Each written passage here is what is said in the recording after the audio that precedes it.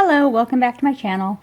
So this is the second part of the 9th grade curriculum series for the 2015-2016 school year.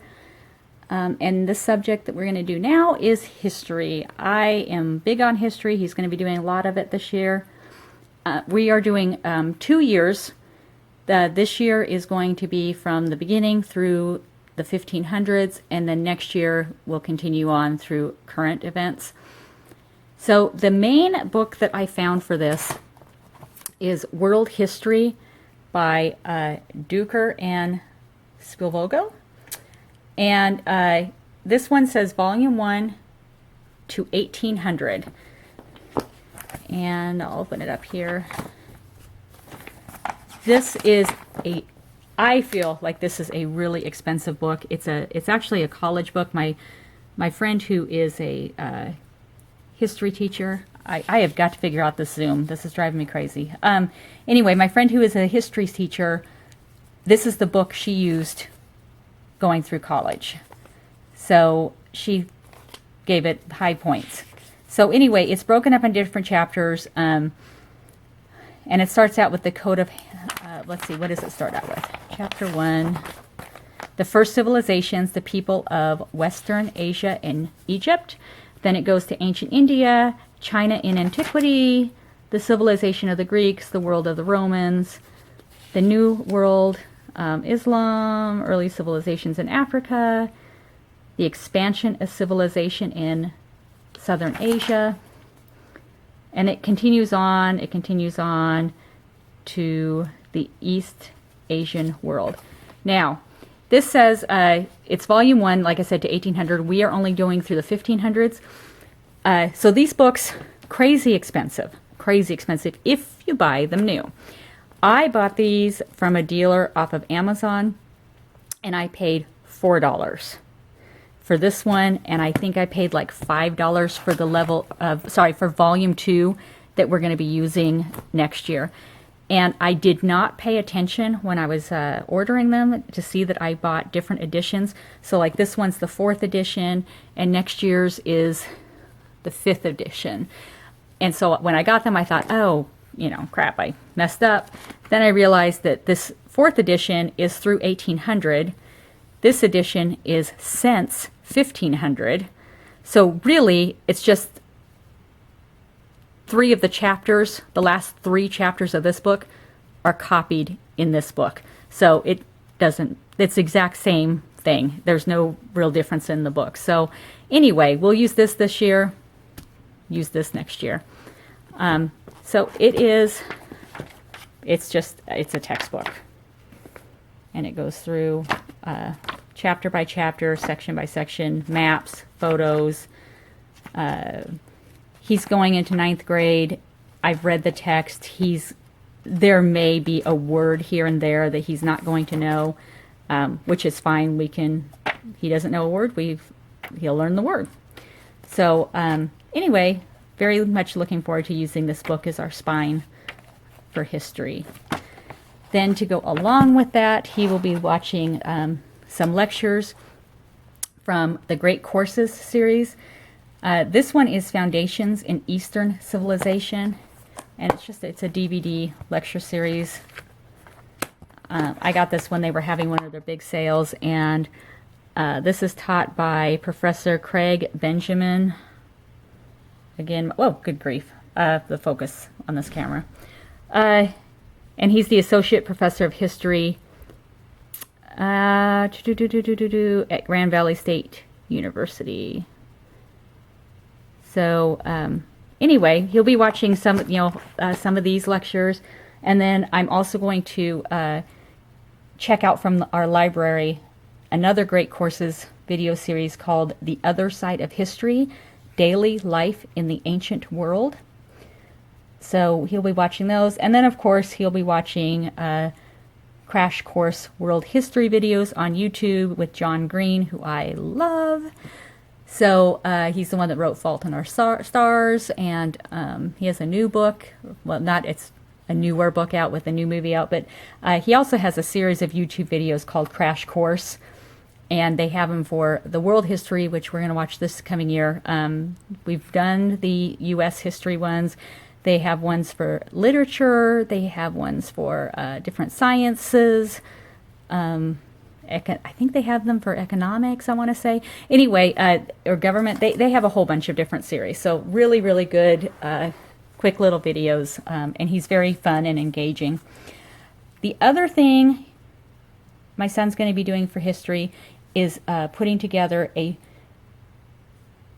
interactive history notebook. And he's going to keep this notebook and add to it for the next 4 years. So he'll start out with this first year of history, next year finishing up with world history.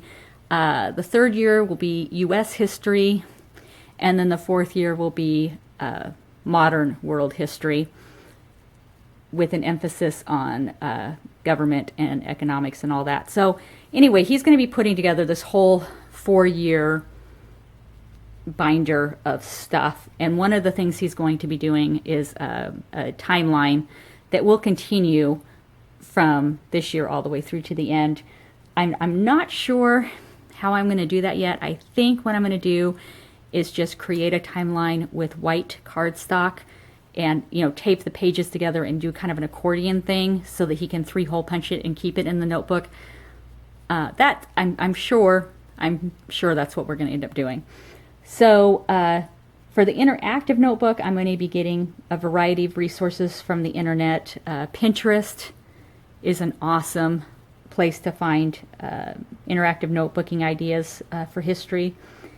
And then I also, you can find all the clip art and stuff, and then it's just a matter of putting all that together. So there, you know, if you go on, if you do a Google search for history interactive notebooks, there's 1,000 people out there who can teach you and show you way better than I can.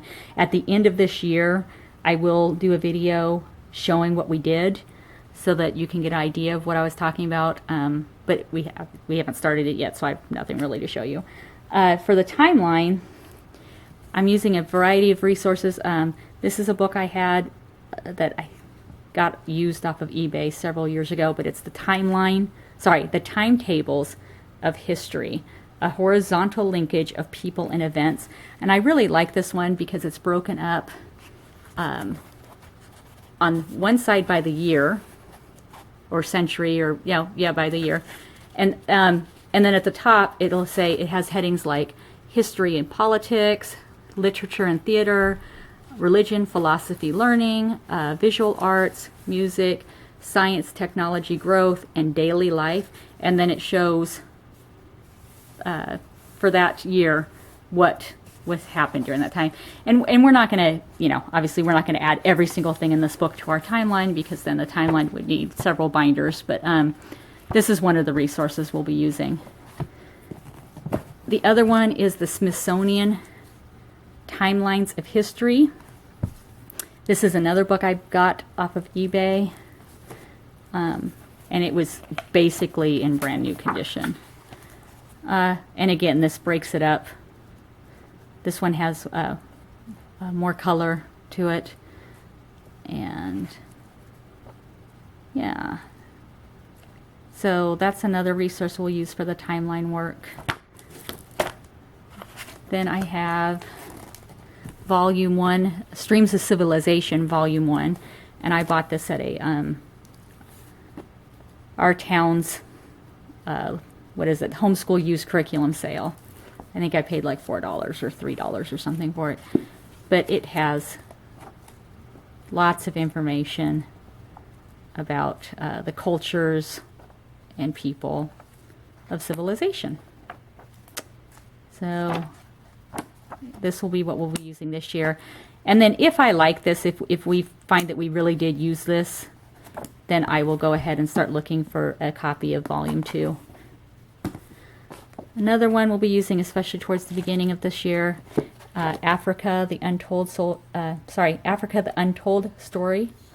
And this is another great resource. It's just real short little timeliney things that take you through the history of Africa. which, in the beginning, that's what we're going to be studying a lot of. Yeah, so that's that. I also have timeline cards, because again, my son loves the flashcards. These are classical conversations, classical acts and facts history cards, and they come, they don't come in this, they come just in a set of flashcards, and I just bought one of these little binders, my Staples binders that I love. They have them in all different sizes. So I bought the smaller ones, and then I just bought the little page protectors, and I have them all in here. So these are great. They have the full color picture on the front with the timeline, date, and then on the back, lots of information. So there's that. And I have it for ancient world, medieval world, and then there's 2 more volumes of them that we'll be using next year.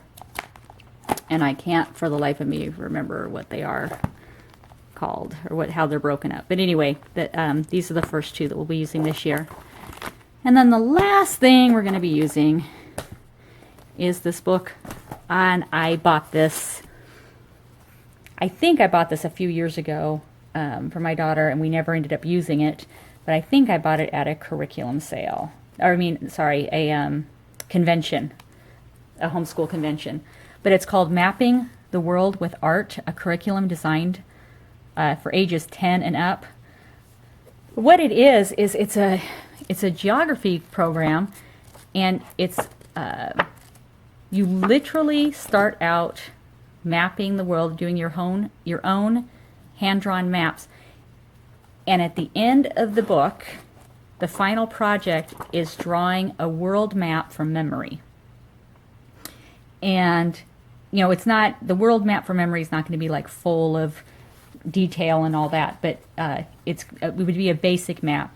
So I don't know if I'm going to have, I don't think we're going to use this as it's designed. I think I'm really going to be using this more as a resource for his interactive notebook for the geography and mapping portion of it.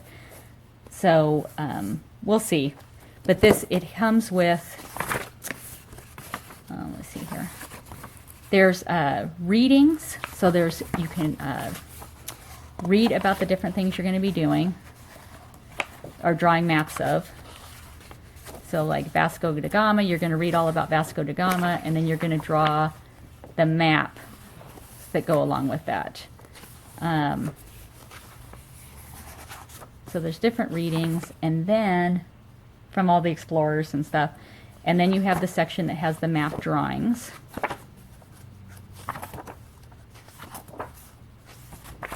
And then there's a section on an activity section, and it gives you ideas.